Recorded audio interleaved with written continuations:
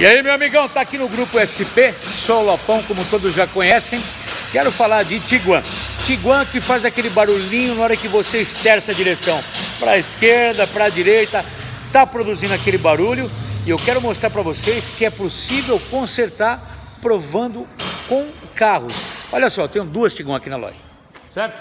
Aliás, uma no elevador. Vamos lá, vamos seguindo. Uma, duas aqui, ó, duas Tiguan. Outra Tiguan e mais uma Tiguan aqui, certo? São três Tiguans com o mesmo problema que eu acabei de falar. Barulho ao esterçar para a direita e para a esquerda. Uma caixa dessa é caríssima, se for comprar na concessionária, esquece que vai gastar uma fortuna. Agora, quer arrumar tua caixa, quer tirar o barulho? Anota o telefone que eu vou te dar. Anota aí agora, 23 64 7388 ou 11 970 98 1106.